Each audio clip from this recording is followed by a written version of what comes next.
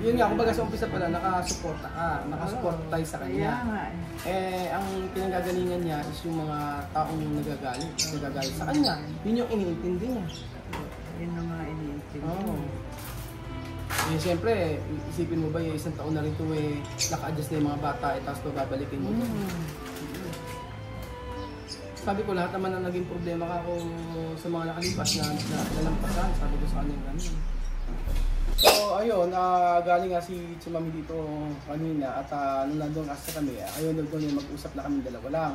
Ang gusto ni Chimami, kahit merong may edad na po pwedeng kausapin. So, sabi niya, pwede raw ba si Mama Mersing kausapin? Ayan, di yun, punta rito. So, ang sabi ni Chimami, ayaw nga daw niya na i-video usapan. Sabi ko, okay lang naman kahit di mo i-video, ako na lang ako mag-explain sa mga tao. Ganun. Sabi ko nga sa kanya, Chimami, mas maganda ikaw mag-explain para maunawaan ng mga tao. Sabi ko nun. Ang sinasabi ni Mama sa'yo is, ang tanong kanina, ano daw yung masasabi mo sa opinion, ano daw yung opinion na masasabi mo kasi di ba uuwi na sila, gusto na raw nilang umuwi, yun, syempre nakakagulat kasi bigla na siya magdidesisyon na gusto niya lang umuwi, ganoon. Sabi naman niya, kung makakaipon ka ng ticket pang after 1 month, 2 months, 3 months, 4 months, 5 months, walang problema, basta uuwi na sila. Sabi niya, paano ka kayo ng mga bata? Di sabi gano'n na hindi na ruwian doon yung mga bata. Hindi na hindi na pag-aaralin. Sabi ko kasi September daw ang simula ng klase sa Equatorial, makapagkapatuloy pa rin daw, sabi niya. Kasi September daw. Sabi ko, tinatanong ko, kung nag-decide siya kasi nasabi niya, yun na raw yung final, di ba? Oo. Tapos, ano sabi sa'yo, sabi mo Mama kanina, sabi mo, ano yung, may tinanong ka, hindi ka ba na, sa mga anak mo, sa pag-aaral? Hindi ka ba nang hihinaya? Yun, yung pala term pala. Hindi, sabi ni Mama, sa isang taon na nag-aaral yung anak mo, gano'n.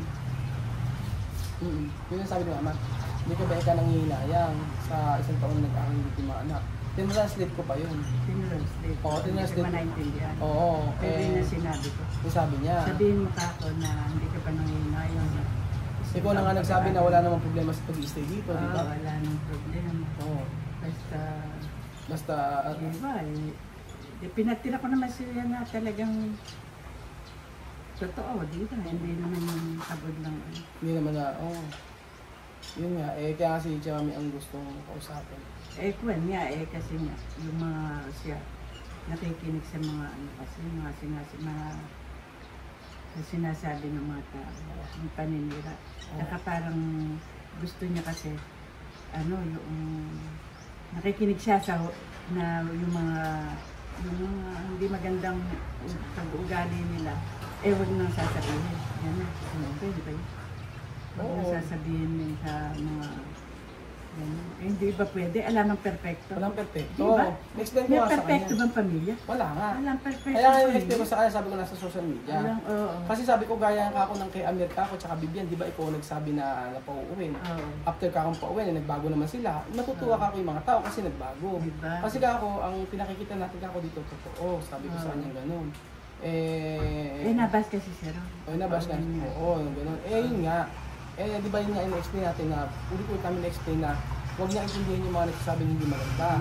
Sabi ko pa, paano siya Mami, pagka umipay, di matutuwa ka yung mga tao na nagagalit sa akin, na naiingit ka ako sa'yo.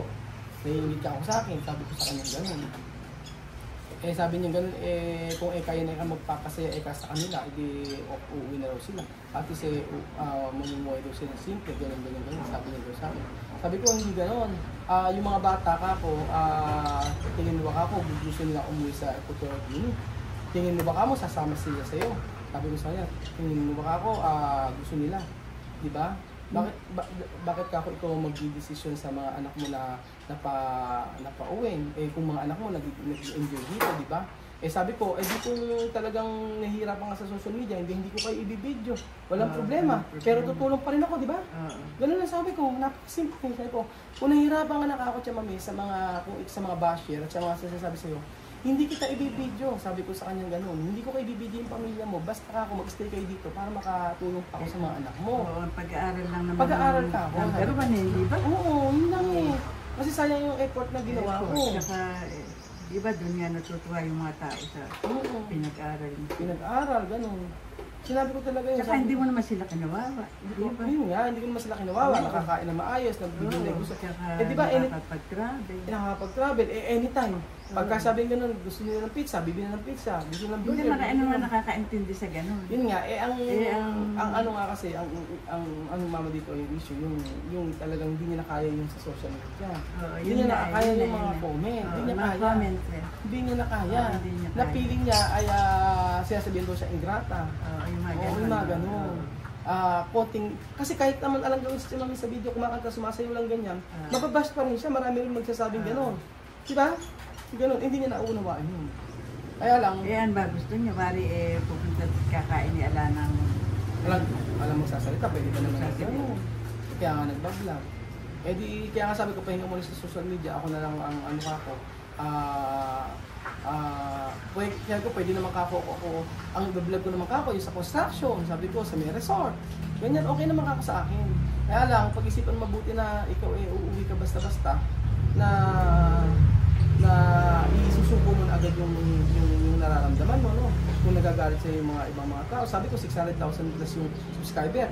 May marami, 600,000 ka rin natutuwa sa iyo, tsaka nagmamahal sa iyo, tsaka sa atin. Tapos, ilan lang kako yun, mga 100, 200, o sabi, 1,000 ka rin nagagalit sa iyo, din lang kako yun. Sabi ko, mas hindi ko kako yung mga tao nagmamahal sa iyo. Sabi ko sa kanila. Ang sabi niya, ano na raw? Sa huli pagsisisi. Yun nga, sa huli pagsisisi. Sabi nga ni Bibian, kausapin mo yung nanay mo. Sabi ko niya sa akin. Kaya siya masusunod siya ka mga magdidesisyon kasi mga minor kayo. Mga minor. Saka kahit sabihin mo naman na, kahit sabihin ko na ayoko silang kumbaga, sasabihin ko siya, iwanan yung mga anak mo. Hindi kasi mga minor Hindi naman po pwede na ako, una-una sa pagkuha ng visa. Sino yan, Amir yan, sila pagkuha ng visa nila, kailangan pirma ng nanay. So hindi naman ako po pwede. So kahit gusto ng mga bata, wala din akong magagawa. Kaya nga, pero ang sabi nga, desisyon ni Mami, gusto niya na umuwi. Lahat sila. Kaya nga. Kasi nasa huli pagsisisi, bari may pinaiwan ka, may ano. Tsaka hindi, mahirap. Peace of mind lang isipin mo at stress. Yun nga, wala naman tayong magagawa kung desisyon ni Mami na wala tayong magagawa. Ako supporta lang, di ba? Kung ano naman yung ginagawa nyo, yun lang naman. Hindi man ako makontra. Oo ka lang na, nga. Ala ako to. Hindi ko pinakikialam nyo. Pumunta kayo sa gano'n, kumain kayo sa gano'n, maganyan kayo. Ala ang pakialam ko. Kaya nga. Kaya kahit sa bahay, di ba kahit ano gawin din sa bahay, walang problema. Siya sabi kung kagaya kung di ba pininturahan niya na gano'n, ayoko naman tutuusin O yung gamit na, iba-iba niya, hinayaan ko lang, ala akong sinabing ba't siya Mami, ba't ganyan mo niya, wala ako gano'n. Kumbaga talaga pinagkatiwala mo sa kanya, pinagkatiwala ako sa kanya, gano'n. Yun nga, at saka, yun nga, kumbaga sa umpisa pala, nakasuporta tayo sa kanya.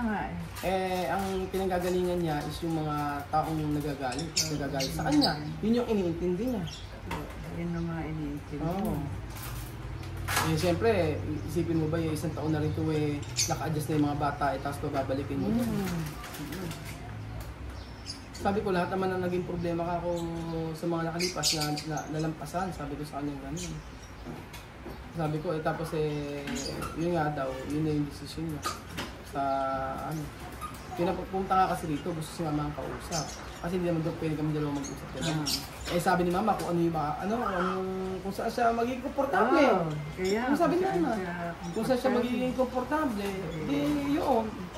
Kaya sabi niya, yung paniwala niya, hayaan mo siya. Yun nga, ala naman. Pero kung ang ayoko lang talaga, kung tutusin, kung talagang uli sila lahat, totoo yun. Wala nang ititin. Problema pa kasi yun. Siyempre, kasi minor de edad. Tapos siyempre, kahit hindi minor de edad, isang obligation pa yun. Pero talagang minor de edad. Nanay pa rin na may desisyon. Pero mainam din de kausapin mo sila na. Pero kailangan ko usapin pa rin yung Yung mga bata. Oo. Pagtas, ipaliwanag mo kung bakit hindi pwede. Yun, Ayan. Liwanag naman sabi ko, Mami, di ba? So, Mami, kung inaalala mo ka yung mga basher mo, hindi ako magbibideo sa inyo. Basta ka ako mamuhay ka dito sa Pilipinas na normal. Dahil hindi naman niya maintindihan yung pansinin, hindi niya maintindihan eh. Ang ganda nga ng inoffer ko, sabi ko, huwag mong pansinin, tapos pagkayari, magbablog ako ng iba kako, kung ano yung buhay, tutulong ako, pagbubutihan ko yung construction, lahat kako, ayusin ko. Pero makakatulong pa rin ako sa'yo, ganun. Pero ang issue mo na naman kako ay yung mga sinasabing hindi maganda sa'yo. Di yung iwasan kako natin. Sirado isip niya. Ang gusto niya talaga Hindi kasi ganun, iba kasi nga sila. Iba? Gusto nila, iba yung po nila. Iba yung nakalakyan. Kumbaga, iba sa atin, hindi naman niya ma-adapt yun sa atin. Andito nga siya, dapat hindi ba yung iba kung ano yung mga rules natin doon ka sa, Dubai, yung mga rules doon sinusunod mo, di ba? Sila naman kagaya niya, yung kanila iniisip nila. Pati yung, di ba dapat mag-aral siya, mag-Tagalog? Tapos kasi yung iba nga iba kasi mga baser sa'yo galit, gano'n. Galit na rin sa'yo. Galit sa akin. Oo, galit sa'yo. At saka, inggit.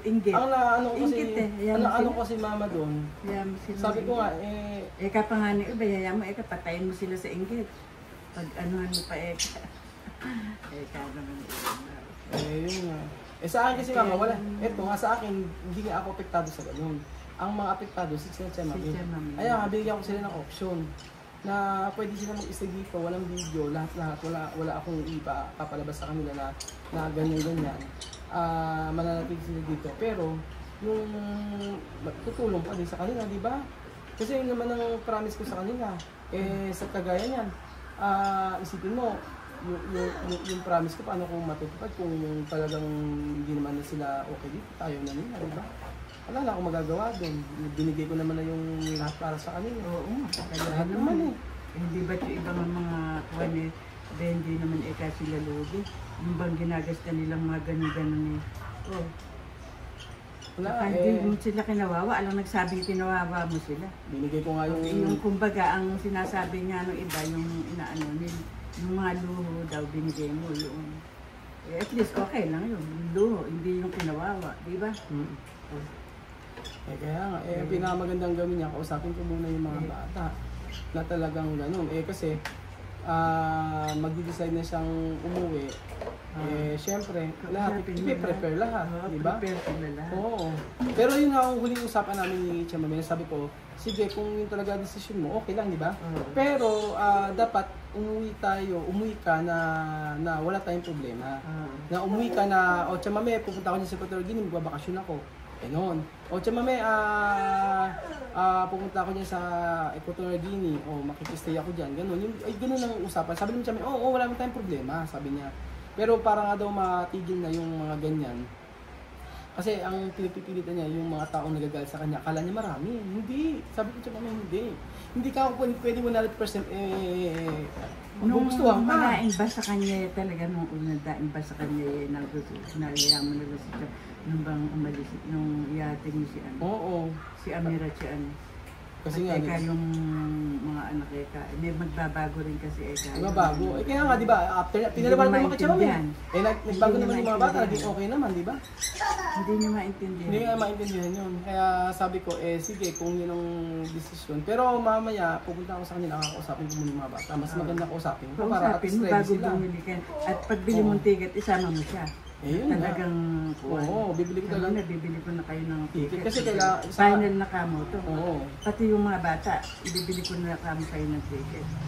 Pag alis ng nanay nila, kasi kanina pa namin pinipilit. Sabi namin, Tia Mami, huwag ka mag-desisyon agad-agad na ganyan, na uuwi, na sayang ako yung pinaghirapan. Sayang yung pinaghirapan na nag-aaral yung mga anak mo na mahusay na. Honor yung mga anak mo. Sa lahat naman ng hindi yung kaligayahan ng anak ang ibigay. Kahit yung nanay nagsasakripisyo, hindi kagaya ng Hindi pwedeng ganyan, di ba? Yung di ba pwede yung kunyari, ayaw mo tapos lahat ng anak mo gusto mo magdusa. So, siguro kasi kanya-kanya ng kultura. Ayun nga, kanya-kanya kultura. Hindi naman natin pwedeng sisihin. Hindi mo naman pwedeng sisihin at yun naman. Kaya nga, ganun ang gawin natin. Mamaya, pupuntahan ko na lang. After ng mga hapon, pupuntahan ko na lang sa Chamame. Pati anak, kausapin mo. Kausapin ko. Yung mga bata ang kailangan ko usapin na parang explain ko sa kanila na, yung nanay niya, ganito ang desisyon, ganyan, wala na akong magagawa doon. So, kailangan ko usapin. Kung bukas, bibili ka yung ticket, bukas alis kami ng nanay mo, bibili na kami ticket para sa inyo. Tsaka, yun nga, kailangan explain sa kanila na kailangan explain talaga sinabi ko ng mga kachawa na wala kaming problema talaga na sa amin dalawa, pero para sa katatahimik niya ng kanyang puso at saka isipan niya. Yun ang sinasabi niya lang, di ba yung puso? Yung sinasabi niya, corazon. Oo, para maging maayos na. Di ibibigay natin kung ano yung gusto niya, di ba? So ayan po mga amigo, abangan niyo po kakausapin ko po yung mga bata para at least malaman talaga nila kung ano yung gusto ng nanay nila. Dahil hindi naman tayo po pwedeng mag-desisyon sa lahat.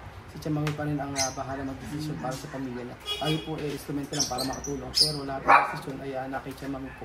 Pero kailangan natin paalam sa mga bata para alam nila kung ano ang sitwasyon po nila. So ayun po mga amigo at abangan niyo po mga amigo yung pupunta po mamaya doon. So ayun po mga amigo, meron po akong pakikitang video clips nung nandito po si Chamame at saka kung kausap po natin si Mama. Para at least alam niyo po na sabi ko Chamame, kung ako na magpapaliwanag ako kung ayaw mo talaga na magpa-video. Pero at least para lang malaman ng tao na ikaw ay nagpunta dito at nakausap kami. Kasi yung mga bus yan, oo. Yun nga. Hindi nila maintindihan kahit i-explain mo. I-explain ko. Kung anong sinasabi yun na nababas. Nababas ka. Ganun na lang. Kaya nga.